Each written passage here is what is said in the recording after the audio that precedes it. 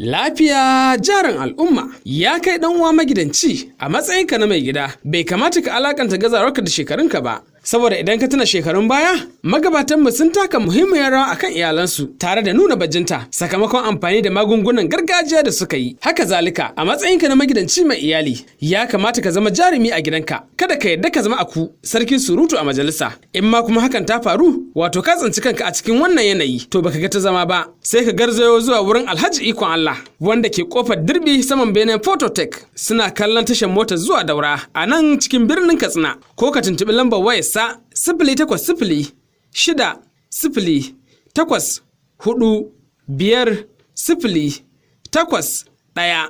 Hausawa kan ce akan gyara gaba dan gaba, don haka kar ka bari a yi maka sakiyar da ba ruwa, kuma kada ka yadda ka zama watan Fabrairu. Ma'ana shine watan Fabrairu ne kadai ke da kwanaki 28 a cikin watanni. Idan kuwa har hakan ta faru a zamantakewa ka ta aure, to tabbas kana buƙatar tallafi, kuma ka san neman lafiya wajibi ne. Alhaji Ikon Allah ba a nan kadai ya tsaya ba. Ya ce yana maraba da anguna da kuma magidanta, don kuwa ya yi masu tanaji na musamman, sauran magana sai sun zo. Ya kai ɗan adam, kana tunanin Allah zai baka haka nan ba tare da ya jarabce ka ba? Ai kuwa ka san samsam hakan ba za ta faru ba. Hakika Allah subhanahu wata'ala yana jarabtar bayinsa don ya jarba imaninsu da tawakkalinsu, kuma Allah subhanahu wata'ala kafin ya saukar da kowace irin cuta sai da ya saukar da maganinta. Shi yasa Malama Maryam, wato uwar gidan Alhaji Ikon Allah, yanzu haka ta shirya tsaf domin taimaka wa 'yan uwanta mata da magungunan gargajiya, musamman matsaloli masu wahalar magani, kama daga cutar da ake ɗauka a banɗaki mara tsafta ko kududdufi da dai sauransu. A matsayin ki na ɗaya mace kuwa, ya za ki gane cewa kina da wannan matsalar? Farko dai akwai ƙaiƙayin matse-matse da fesowar ƙuraje, ko kuma ki ji wani abu na yi maki yawo a jiki, wanda idan ba a yi gaggawar ɗaukan mataki akan wannan matsaloli ba, yana jawo rashin haihuwa.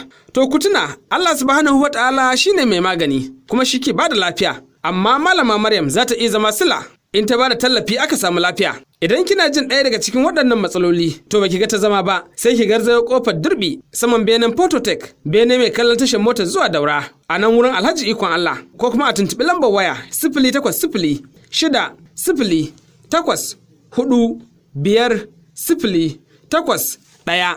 Malama Maryam ba a nan kawai ta tsaya ba, domin kuwa tana ba da sinadarai na gyaran jiki ga amare masu shirin yin aure, ko ita kanta uwar gidan. Shi yasa ma ta shirya tsaf domin taimaka masu. Su ma sauran magana sai sun zo. Alhaji Ikon Allah da uwar gidansa Malama Maryam suna nan kofar Dirbi saman benen Phototech, bene mai kallon tashar motar zuwa Daura. Don neman ƙarin bayani sai a kira su a lambobin waya 080-608-4-5-0-1.